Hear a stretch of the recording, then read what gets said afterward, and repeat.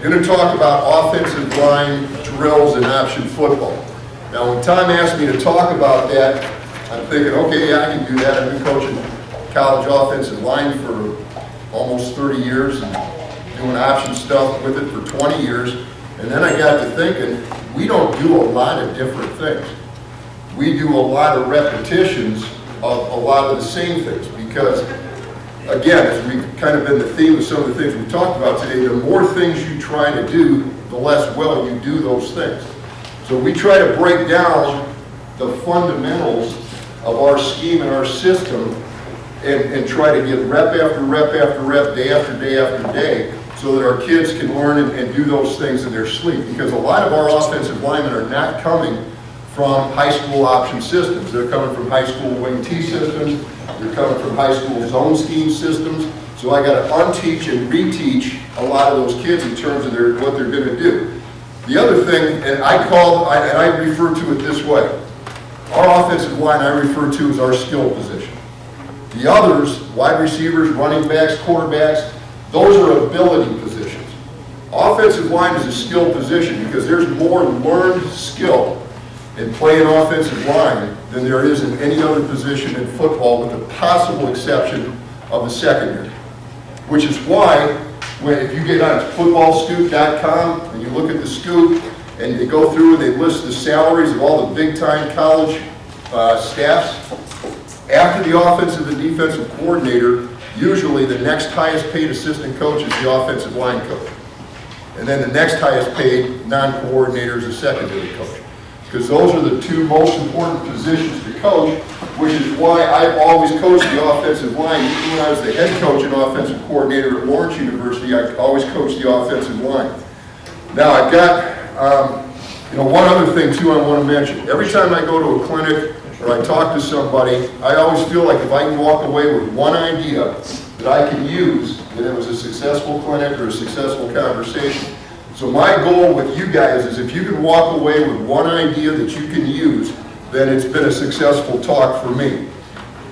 I've been an under the center, spread, triple option coach for 20 years of my 36-year career.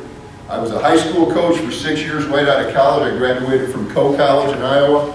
Coached high school football in Iowa for 6 years. Was fortunate to get hired back at my alma mater, Coe, for 5 years, where I coached defensive line for 3 years, which incidentally was probably the most, I'm not going to say it's the most, it was a very important part of my coaching development because I'd always been an offensive guy. I started to learn defensive stuff and how defenses try to defend offenses. When I go to clinics, unless there's a specific option guy talking or a guy talking offensively on something I specifically want to hear, I go listen to the defensive coaches. I don't need to learn about spread, zone, scheme stuff because we're not going to use that. I go listen to the defensive coaches so I can learn how defensive coaches are trying to defend offenses because I got to be able to attack those guys. Okay. Then I was the offensive coordinator at Cornell College in Iowa for 3 years, where I started running this stuff under a guy that may be the best football coach I've ever worked for, Steve Miller, or ever worked with. Steve Miller at Cornell was actually the head coach at Carroll College in Wisconsin in 1976. They went to the NCAA playoffs. Steve Miller is as sharp a guy as I've ever been around, and he's an even better man. I learned a lot about being a football coach in those 3 years. I learned a lot about being a man in those 3 years. And my third year there, we were 10-0, thought we knew what we were doing, and I got the head job at Lawrence University, which turned out to be a really good career move. I was there, Mick's chuckling, he knows. I was there 6 years. We were always good offensively, but we didn't stop anybody, got fired, and then I was fortunate to get hired at Ripon. But the one thing that I learned at Lawrence, when you move to Wisconsin from Iowa, there's a stereotype about Wisconsin people. And I moved to Wisconsin in 1993, and I found out that stereotype was pretty true. Somebody that society in Iowa would consider an alcoholic is just a social drinker here. Which works for me, so I've been able to hide out the rest of my career. And then I was fortunate to get hired at Ripon College. When I got hired there after getting let go at Lawrence, for the first 5 years I was the offensive line coach. Ron Ernst, our head coach, was the offensive coordinator, had been since 1991 when he got hired as the head coach. And we were an offset eye, zone, inside, outside zone, you know, grass basketball, chuck and duck, throw it 35 times a game type of thing. So again, I had to relearn. I had to learn how to coach zone, offensive line play. But it was a good experience for me because I learned how to coach pass protection. Or at least I think I learned how to coach pass protection.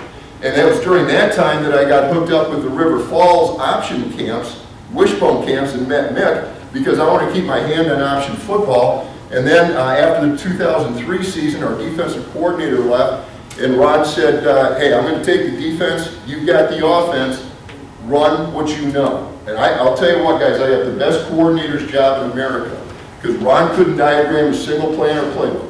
He's not on the phone saying, why aren't you running this, or they're doing this, do that. It's mine, and it's a great situation. I don't ever want to be a head coach again because I'd be doing exactly what I'm doing and I'd have to deal with all that other crap. All right, let's get into this a little bit. One of the things about coaching, and I hope I don't sound too sanctimonious with this, but I listened this morning, I listened to Bob Lichty's talk on character, which I thought was a great talk.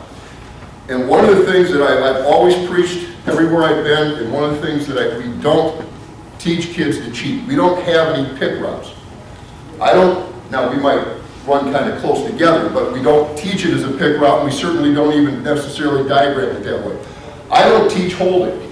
To me, holding is a crutch for poor technique and poor footwork. You go back and you look at your film, and I will almost guarantee you that anytime you get called for holding, it's because that kid was not in the proper position using the proper technique. He had poor footwork or he used poor technique. You don't have to hold. And I'm just going to throw this out and then I'll get off the subject. What's the difference between teaching your kids to hold and deflating the football? Okay? Enough said. All right, let's get into this. To me, the most important thing that you can teach is stance. Because everything that you do starts with stance.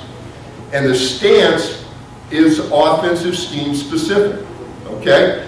If I'm a zone team or I'm a shotgun drop back pocket passing team, I'm gonna have my kids line up with their outside foot back, pretty big stagger, because now I got a kick slide, punch, kick slide, and all that kind of stuff.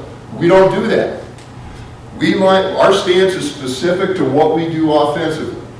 Center stance, his feet are parallel, they're shoulder width apart, and we use a left hand, or if he's right-handed, left hand on the ground, right hand on the ball. Because we got to have some weight forward. We have about 55% of our weight forward because we have got to sprint off the ball flat back with our ass on fire. Play the game on the defensive side of the line of scrimmage, okay? So he's in a balanced stance, opposite hand on the ground, dominant hand with the football. We grip the football with our thumb across the top lace so that when he snaps at half turn, it comes across in the quarterback in the right spot. Guards and tackles. We line up, our stance is armpit width apart. Now you're going to have kids, you can tell them to stand there with your feet parallel, armpit width apart, and they're going to stand like this because they have no concept of how wide their armpits are. So you got to coach them how wide their armpits are, okay? And then we're going to take our inside foot, we have inside foot back, inside hand down. So if I'm a left guard or left tackle, I'm going to be in a right-handed stance. If I'm a right guard, right tackle, I'm going to be in a left-handed stance. So if I'm on the left side of the line, I'm going to drop my inside foot toe to instep, no deeper, okay? Again, the deeper this back foot is, because we're stepping, unless he's an outside shade, play side, we're always stepping with our inside foot, okay? So if my foot is too deep, that makes my first step have to be too long. The longer that first step's in the air, the longer it takes to get the second step in the air and on the ground. So we want 8-inch steps, we want toe to instep relationship, okay? We want good Z in the knees. Now I'm 58 years old, so if I can get back up from getting down to show you this, I'm ahead. We want to put our down hand on the ground, on our fingertips, so that if our outside eye or our inside eye fell out, it would land right next to our thumb, with about 55% of the weight on the down hand, flat back, good Z in the knees. So I want to be right about like this, okay? What we do with our offhand, we put it on our calf like this. So we're from here, we're coming right up, ready to strike. Why do we use a narrow stance? Because we are sprinting off the ball straight ahead most of the time. Or we are stepping inside, backside zone scoop, or we're pulling. We have our inside foot back, inside hand down, because anybody that's ever played or coached offensive line knows it's easier to pull to the downhand side. It's easier to step at an angle to the downhand side. And when we veer release, which our guards have to do on midline tackles on inside veer, we want to step and be able to rip through and get that veer release. So inside hand down, inside foot back. Why the narrow stance? Let me ask you something. How many Olympic sprinters do you see getting the blocks with their feet this far apart? We want to get things going this way. If I'm place side guard, we're running inside veer and I'm covered, I got to get off the ball and get vertical movement. I've got to play the game on the defensive side of the line of scrimmage. So I want to get my body, my feet, in a position where I can get vertical to get after them, okay? So that's our stance. Inside foot down, or inside foot back, inside hand down, toe-to-in step relationship, 55% of the feet on the, or 55% of the weight on the down hand. One of the things that I'm looking at changing coming up this year, I've always believed in crowding the line of scrimmage. Part of the reason is, could you stand up here for a second, Coach? If I'm a tackle and I'm off the line of scrimmage like Navy and Georgia Tech are, and we're running inside veer to this side, the farther off the ball I am, the more steps it's going to take me to get past him, and the more time he has to react and squeeze me down and keep me off the linebackers, blah, blah, blah. If I'm up a little tighter, now I've got a chance to maybe get by him on the second step. He doesn't have as much reaction time. Thank you.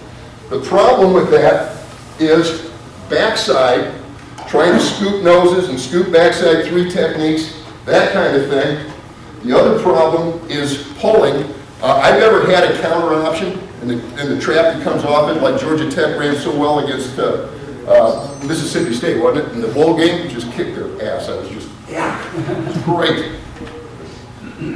But I've been fortunate that I've been able to develop a relationship with Ashley Ingram at Navy over the last, 8-10 years, and I met with him for an hour and a half a couple of weeks ago down in Louisville at the National American Football Coaches Association convention to learn some nuances on how to teach that. I'm going to put it in. So anyway, backing up the guards in terms of the pull on that, so I'm looking at maybe backing off a little bit further. I'm not totally sold on that, but again, you got to kind of play that by ear and see what's going to work that way.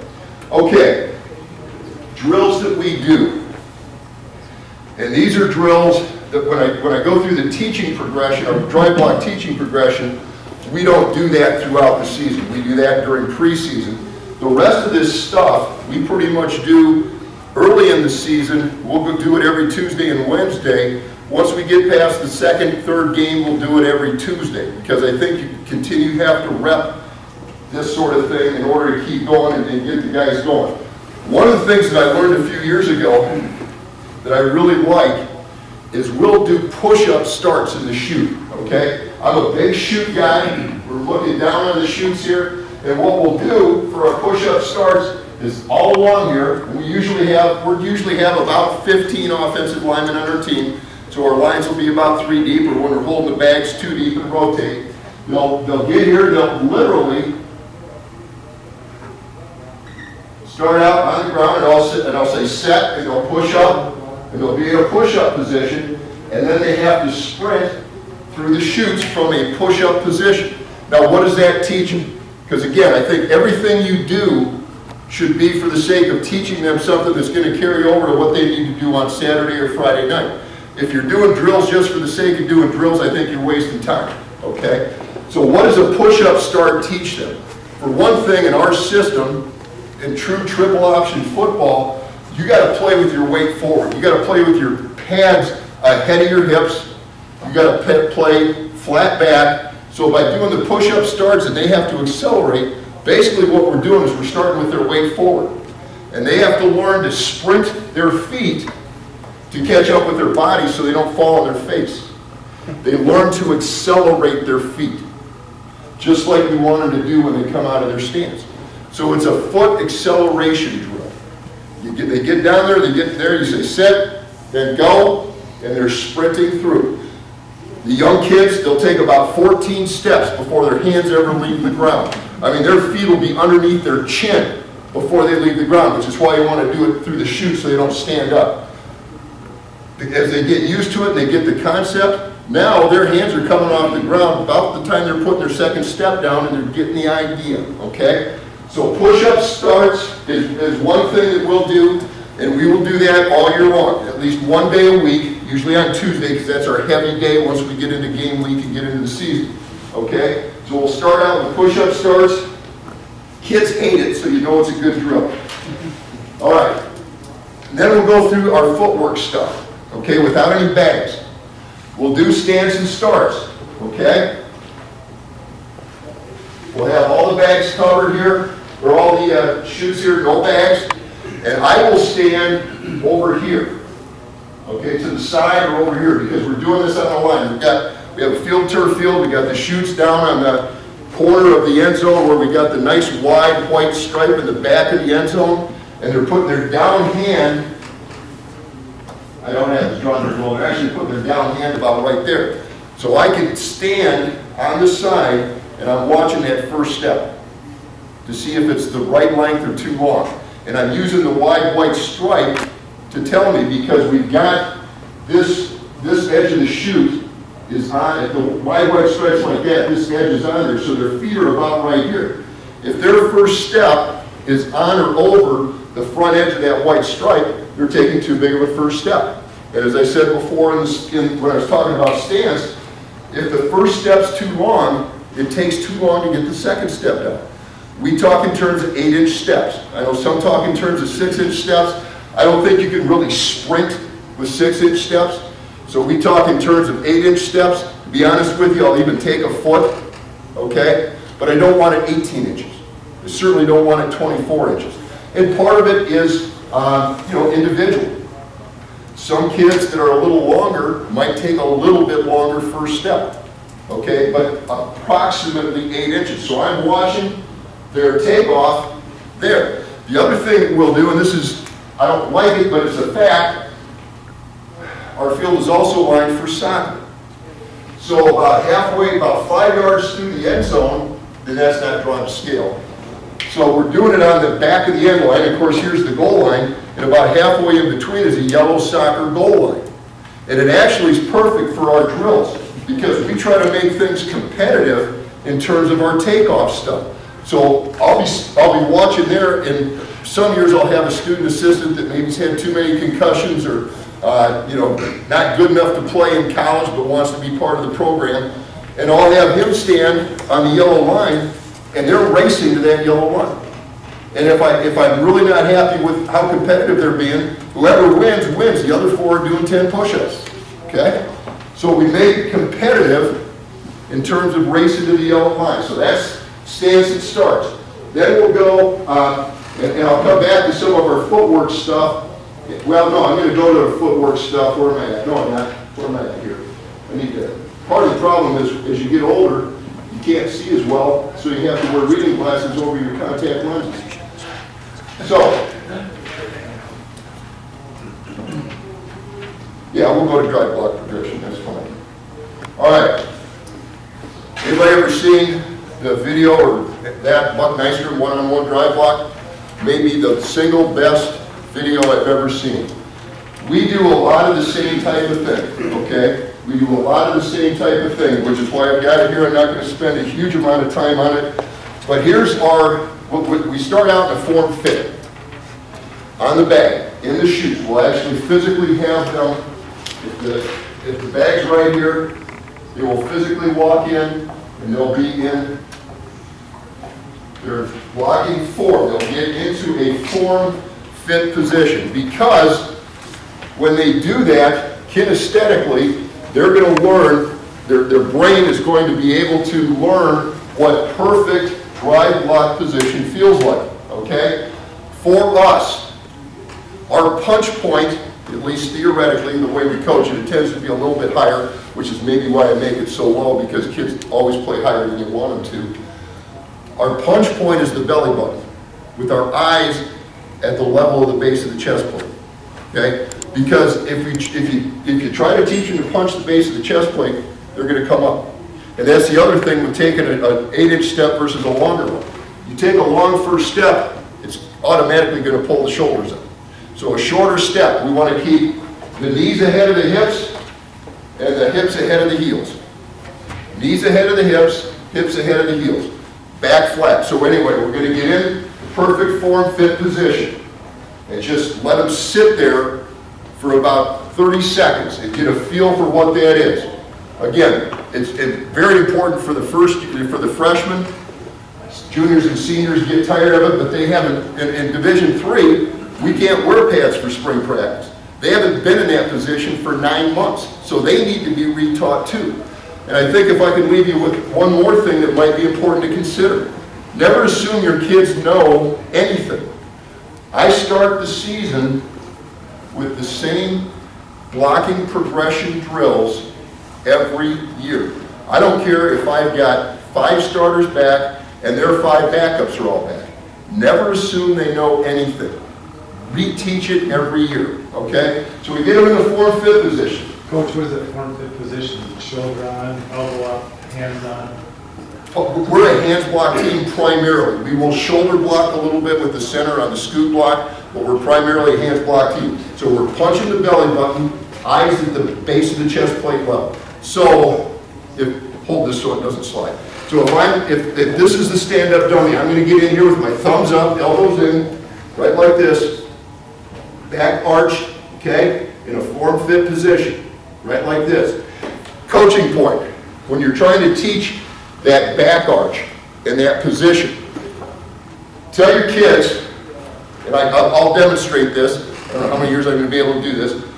When you squat, you get a good arch in your back, right? Okay? So you squat down to parallel, and then you rock forward, okay? That's the form fit position. It's a squat position, leaning forward. Back is arched, eyes are up, okay? So we'll get in that form fit position, and then we'll rotate through, and then we'll do what we call fire to the fit. We'll get them in the front of the chutes, like this, with the bag there, okay? And they will come off the ball, 2-step punch and freeze. 2-step punch and freeze, because it should be about 2 steps to get to where the bag's at. Now, the 2 steps, you can watch, again, to make sure they're not overstepping. You can watch the distance and so on. Why freeze when they punch? Because we want to get them into the form fit position with the 2 steps. I don't do that a lot.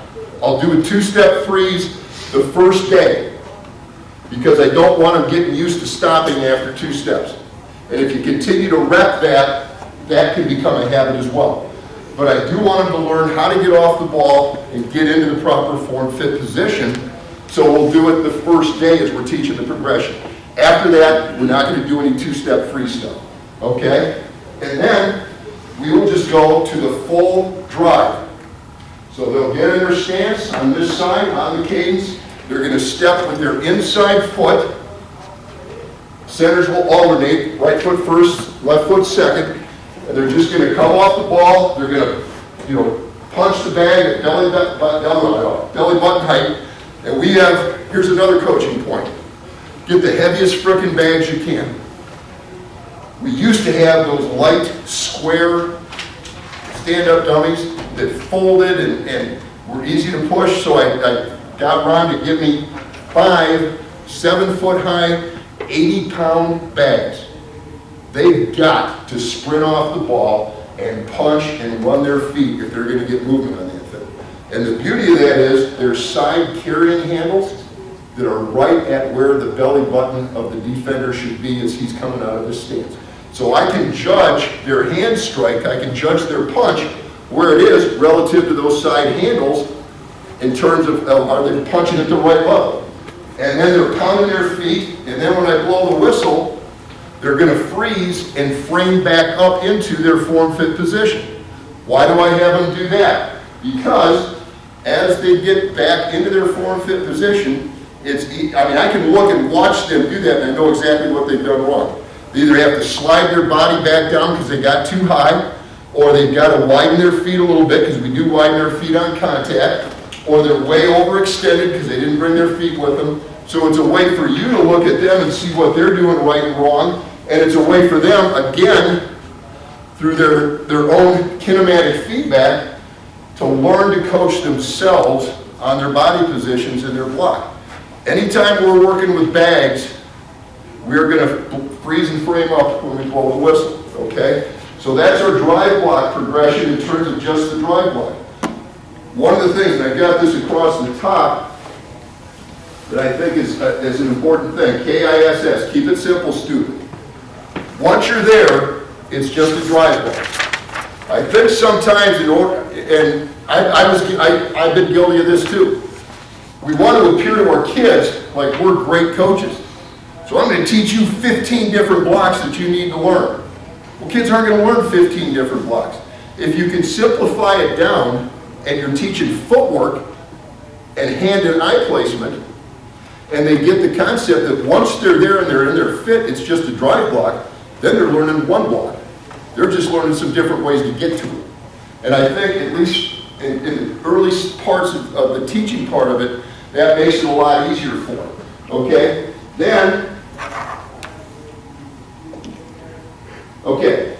So then we're going to progress to some of our different blocks besides just the drive block. Okay? We're going to work our shade block, because if we're running inside veer, okay? We got a tackle there and an end there, maybe it's a 4-3 type of a defense. If we're running inside veer to the 3 technique side, we are going to block it this way, okay? Our backside guard is going to scoop nose, get in the tunnel. Center's going to work through the play side. I'll go through the scoop steps in a second, but basically he's going to step at a 45-degree angle. Second step's going to be on the ball, and he's going to work through here and work up that way, making sure that my backer's not an A-gap run-through player. Work backside backer, backside free safety. Our play side guard now has to take a shade step and get vertical movement. One of the things that I'm constantly harping is play side, don't turn your hips. We want to stay square north and south and get vertical movement, because about the time this guy, because the fullback's path is right through the inside hip of this guy, and about the time he starts turning his hip and his big body's there, we got the fullback running into it. So we want to stay square and get vertical movement. Our tackle's going to shiver and work up like that. But we have to be able to drive block a play side shade, just like our tackle has to on our speed option and some other things that we do in terms of some give plays. So, to teach that, what we'll do then is we'll take this guy and we'll offset him between the edge of the dummy and the pole on the chute in his stance, okay? Because now, sorry Nick, I was never an art teacher. So what we're going to do now is we're going to teach our play side shade drive. And again, that's not drawing to scale. You have to visualize the size of the chute and all that stuff. For that, it should be 3 steps before the punch, okay? Because we want us to keep everything square. We still, once we get there, we still want to punch the belly button with the eyes at the base of the chest plate level.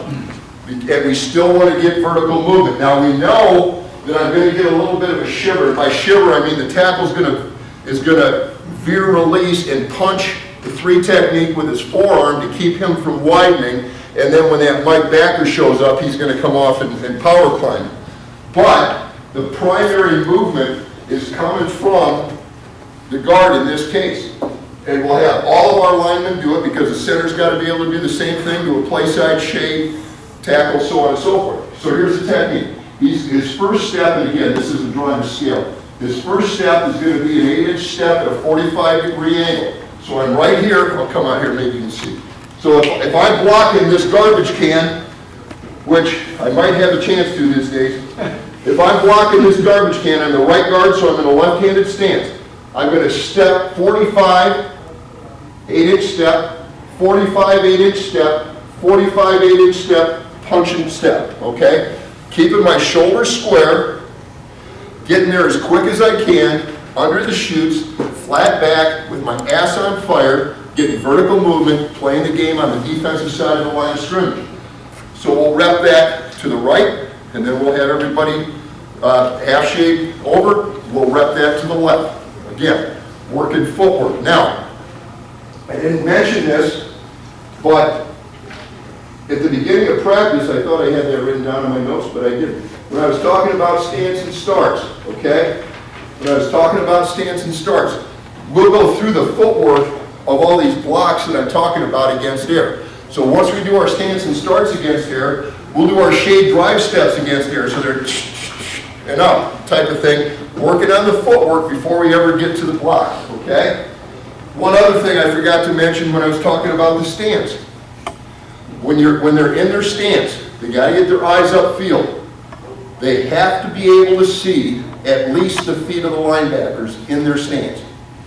Because of the fact, if I'm the tackle and I'm veer releasing on a 4-2 linebacker, 4-4 linebacker, I got to be able to see him. So as I'm veer releasing, if he's moving, I'm not surprised when I finally get my eyes up and find him. If I'm a guard, veer releasing on midline. If I'm a center and I'm scooping a nose to the backside backer, I need to see at least his feet in the stance, so as I'm going and I'm taking my steps, I'm not surprised when he shows up. So that's another coaching point with the stance, okay? So we've got the shake drive, both sides, all right?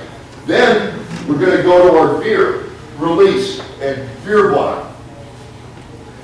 Again, veer release, we'll practice veer release against air before we ever get the bags. We'll go stance and starts, we'll go offset, drive, we'll go veer release, and then we'll pull through the chutes, working our pull steps before we ever bring the bags up. One time through with each. You don't have to get a gazillion reps on everything every day. Cumulatively over time, they get the reps and they learn, okay? So if we're going veer release, early in the season, before I'm sure who our best 5 offensive linemen are, before I'm sure who our starting guards and tackles and rotators and all that are, every offensive lineman will veer release both ways. As we get into the season, the lineup gets a little bit more set, then the left side will veer release to their right, the right side will veer release to their left, okay? Just to save time, because as the season goes along, we tend to cut practice back, which means I have less time for individual, so that is a way to save a little time. But early in the season, we're going to do it both ways. So for our veer release, if we're off, and I'll say it this way, all right, offset left, veer release right. So they will line up, offset, if I'm going here to this chute, they're going to line up with their nose right on the bar, okay, in their stance, okay? So they line up with their nose on the bar, and they're going to veer release, okay? Now, once they get there, it's just a drive block. Punch the belly button, eyes at the base of the chest plate. It's just a drive block. So when we're teaching veer release, biggest thing that we need to do, and I call it touching turf. As they're taking their step, they want to touch turf. I started out a few years ago, you need to touch turf. Well, they touch turf, but then they're back up again before they even get to where the defender's lined up. Then I said you got to touch turf through 2 steps. So they start coming up while they're at where the defender's at. This year, I'm going to change it. Drag turf to the block. Drag turf to the block. Because on the veer release, you've got to keep your pads lower than the defender's pads, because the idea is to get past him. It isn't to block him. It isn't to make a lot of contact with him. It's to get vertical, avoid him. But the other thing is, you got to get out of the way so the quarterback can see the diagram. If you're veer releasing high, particularly again, now we'll slip release a 5-man front, okay, 3-man front. So that's the easiest read for the quarterback because there's nobody in his way. But we're playing a 4-man front, and that tackle is B-gap veer releasing. if he gets high, quarterback can't see the dive read. If you can't see the dive read, you can't make the read. Same thing with midline. If the guard's veer releasing high, quarterback can't see the 3 technique. You can't read what you can't see. So we really emphasize trying to, drag that turf. So here, if I'm the, could you stand up for a second? Okay, I'm the right tackle. I've got a 5 technique or a 4 technique, and I'm sitting here in my left-handed stance. All right, my first step is going to be 45 inside. So I'm here, staying low, laying my belly across my thigh. I'm going to touch turf on the next step, and I want to keep that down until I get to the block. Okay? Do we actually keep it down that long? Probably not. But the idea is that's their thought process. I know some... Oh, sure. So I'm sitting here, okay? I'm here. I'm going to step at a 45, staying low. I'm going to touch on the second step, and I'm going to stay down until I get to the block. By dragging the hand across the turf, should keep the shoulders down. And again, after I demonstrated it to the kids, if I can do it at my age, 20-year-old, 21-year-old sure as hell ought to be able to do it, okay? It's just a question, again, of repetition. So we'll veer offset left, veer release right. Once they're there, it's just a drive block. We'll offset right, veer release left. Once we're there, it's just a drive block. So you may be getting a theme here. We don't have to practice straight ahead drive block a gazillion times, because we're practicing drive block with about everything we're doing. We're practicing different footwork with it, but once we're there. So once the, and here's what we do as well. Once we get into the season, and the lineup is pretty well set, all right, I'll have the left side will offset left, the right side will offset right. What I have the centers do now, because on our scoop, they're going to shoulder block that nose if the nose is coming play side, they need some reps on the shoulder block. If we're running midline against a 0 technique, he's coming off straight drive block, just trying to get vertical movement. If the nose is going to slant, he's going to take him where he wants to go faster than he wants to get there, and the fullback just cuts off of it. But we're trying to get vertical movement. But if we're running inside veer against the nose, and a lot of our plays, zone give and some of that kind of stuff, he's got to be able to take the proper steps. So this is where we'll practice the center's shoulder block. He'll partial offset, okay? Left hand down, ball's right there. And he'll take his 45, 45, 45, and left, if he's offset left, he's drive blocking with his left shoulder, okay? We're running inside veer to the right. The bag is just the nose that's already slanted, okay? Then the next rep, we'll usually do this a couple of times. Then the next rep, he'll be over there, and he'll go this way, shoulder blocking with his right shoulder. So that's when he gets his shoulder block work, is when we're doing our veer release stuff and getting that taken care of all along there. Is that pretty similar to the shade drive that you were doing with your It's similar, except he's blocking with the backside shoulder. It's the old-fashioned elbow up, get a fit. Yep, the whole bit, deliver the forearm. Because, well, I'll get to the scoop block here in a second, but it'll make sense then. All right, then, and this is really the last, other than the last shoot technique that we work on, is power climb.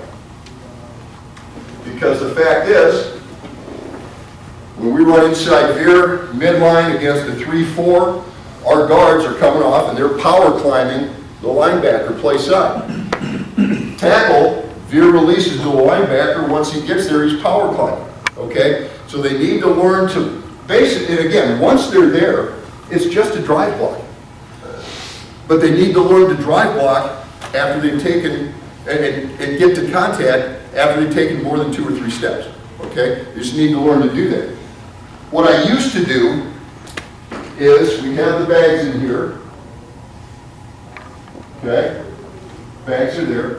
What I used to do is I used to back the offensive lineman up, and they would run there. I'm sorry, I'm lying here. What I used to do, is I'd back the bags up. Okay? And the lineman would still line up like this. Well, as you can well imagine, what do they do as soon as they got to the end of the chute? Start popping up. And as I try to explain it to them, fellas, linebackers aren't dumb. They know a little bit about leverage too. And as you're coming out to them, their numbers aren't going to be at the same height when you get there as they are when you take off there. They're going to step up and they're going to drop their hips and they're going to try to drive your face mask back through your teeth. So you've got to keep, and you don't know how quickly they're going to plug. You know, they're not going to stand back there and say, oh God, you're a great lineman, why don't you just kick my ass? You know, they're going to come up and try to kick yours. So you've got to come off the ball in such a position that you are ready for contact at any point. So, after many years of doing it that way and getting pissed off because they kept raising their body up, I finally woke up in the middle of the night and said, holy smokes, you dumbass. Let's do this. Let's put the bags, let's keep the bags here and back the kids up. Now, they're backed away from the chute. So the only thing you've got to look for is to make sure their heads don't bob up before they come down when they get to the chute. But the bottom line is they're going to be low as they go through the chutes and make the bag, and it forces them to stay low the whole way. I'm constantly harping, play the game with your knees bent. Kids always want to straighten their knees. They always want to straighten their hips. There's two ways to get low. One is to bend at the waist, the other is to bend at the hips and knees. We want them to bend at the hips and knees. They've got to play the game with their knees bent. Now clearly there's some waist bend there as well. But this has helped us keep our pads down when we're coming off on a linebacker and that's the other reason, again, they need to be able to see the feet of the linebacker, or in this case the base of the bag, in their stance. Because on game day and in scrimmages and when we're going team, scout team, that bag's not going to just sit there. It's going to move, okay? All right. I guess I still got a couple of minutes, right? You got all day, your last one? Yeah, nobody's going to stay that long. All right. Couple of coaching points. In terms of, I've got it written up, backside scoop and then nose scoop. I'm going to talk nose scoop first.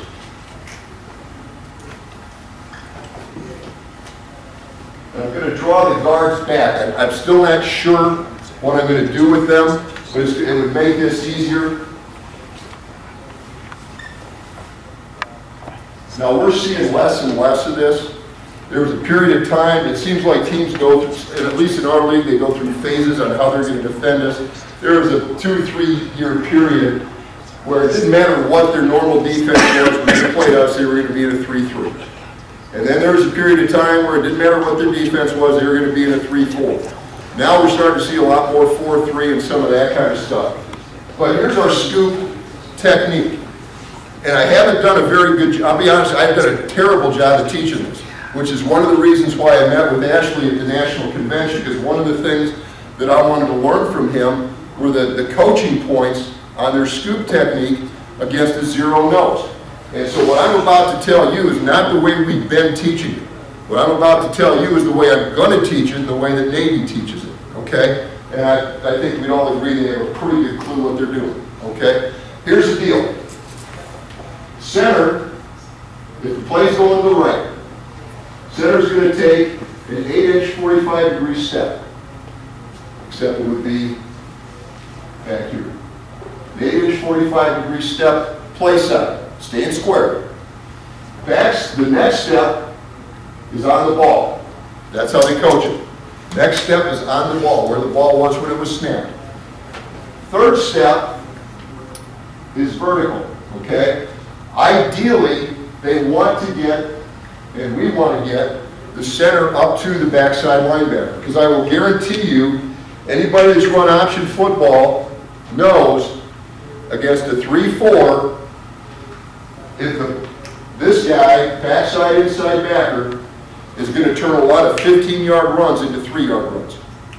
If you can get a head on him, you got something going if you've got a giver. Just like against a 7-man front, the backside safety is going to turn a lot of touchdowns into 8-yard gains. The backside linebacker is going to turn a lot of 15-yard gains into 3-yard gains. So if you get a hat on him, now, the guard, and this is the learning part of it for me, okay? The guard is going to attack the near hip and read the near hip. And part of the reason and I haven't done a very good job of coaching scoop is, I haven't really coached scoop. Here's what I've coached before. Center, you are driving through the play side half of the nose. Backside guard, you are coming as tight off the hip of the nose as you can to sell out on the backside linebacker. Understanding that if I taught it that way and the nose slanted away, the guard couldn't help but run into him. And if I taught the center's takeoff that way and the nose slanted away, the center's momentum would take him up. And I always, one of our mantras, never turn back. Because part of the problem when you teach scoop and you teach kids to read things after the snap, they go about 3/4 speed. The backside guard's coming up, okay, I'm reading his backside hip. Is it coming to me? Is it going away? Instead of just frickin' selling out and getting after it. Same thing with the center. He takes off, okay, is the nose coming play side? So my experience in the past has been that we haven't gotten as great a takeoff trying to teach the scoop. So I stopped teaching the scoop a while ago and just used this nomenclature to do it. Most of the time, if we're getting a zero nose for whatever reason, he's a lot of times a 2-gap guy, so we haven't had to worry about scooping a lot. But we're not getting the backside backer a lot of times either because our guard can't get there or whatever. So I'd like, even against a 2-gap, if we can get the center up to that backside backer, and we can get that guard to at least get his hack play side and not let him fold on the fullback if it's a give read, we'll be okay. Because I figure if I teach this during preseason and it doesn't work very well for whatever reason, I can go back to this pretty easily. But if I teach this first and then try to go to that, we're screwed. So I'm going to try to teach this. If I can do a good enough job teaching it and get our kids going full speed during preseason, and if it's working, we'll stick with it. If it's not, we'll go back to this. But the backside guard now is reading the hip of the nose. If the hip's coming to him or coming straight ahead, he's going to get his eyes to the far hip and block and just reach block him, okay? If it's going away, he's going to redirect and get vertical. It gets the backside backer. The way that Ashley told me that they teach it, as he's reading the backside hip, he's stepping to the ball, reading the backside hip. If the hip's going away, he's going to get vertical to the backside linebacker. If it's not, he's going to get in the tunnel, is what they call it. Getting in the tunnel, which basically means getting in the rectum of the center and just following the center right here to pick up that nose, okay? So again, that's what I'm going to try to teach this year with that, and we'll see how it goes, okay? Like I said, I tried to teach scoop in the past. Probably haven't done a great job of teaching it, which is why they haven't gone full speed with it, which is why we came back to this. We've tried to do a better job of doing that this year. I think the center steps are probably key here. Now, backside. Do you ever cut, coach, on your scoop blocks? It's funny. Obviously, in college, you can cut, which gives our play side slots a big advantage on the arc block over high school because we don't have to stay up and block and tall. We've had some really good slots that weigh 165 pounds because they can cut. The problem, the danger, and Ashley talked to me about this too. They coach their backside guard. If there's even a chance that that center's still engaged, stay up on his waist. Because they'll get you for the chop block and that type of thing. And you got this freaking umpire sitting right here that's got nothing better to do than look at that, and they'll get called. So I don't think I'm going to teach it as a cut. I'm going to teach it if he's in the tunnel. I'm going to teach it as an eyes on the play side hip deal, eyes on the play side hip vertical. That way, if the center's coming off as the guard's engaging, nobody's below the waist, so they can't get us on the chop block. That's the way at least I'm going to try to teach it. Okay? So, now backside, we're running inside veer this way, or called fullback give, or a speed option fullback, or whatever. Here's how they teach their backside scoop, which is interesting. Okay, these guys are scooping here. Backside tackle, if the next guy in is uncovered, he is selling out at the heels. Okay, selling out at the heels of the nose. Primarily concerned with him pinching. When I went out to Navy's spring practice 2 years ago, they were working on this, and they called it a 4-step race to the cutoff. Okay, it's a 4-step race to cut this guy off if he's particularly if he's a 4-eye or a B-gap alignment type of player. So they're going to sprint to the heels of the nose. If they don't make contact, then they're going to get vertical. And he didn't say where he sends them. I'm going to send them to the backside safety. Okay? They'll work backside fold to backside safety. Okay? If the backside guard is covered,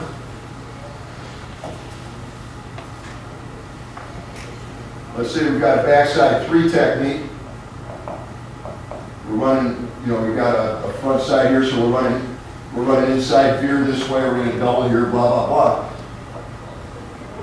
If we have what I call a 1 technique, some call it a shade, because I call it inside shade under guard at 2-eye. If we have a play side 1 technique, and on the backside guard, he's coming down to double that, he's going to step and be solid, so we don't really need to worry about the nose crossing his face backside, because the center knows he's got help. So he's going to step to the crotch here with his play side foot. So if this guy's coming backside, the center can just turn him back. He doesn't even have to worry about scooping backside. So we're going to treat this situation like the guard and center did a nose. Okay?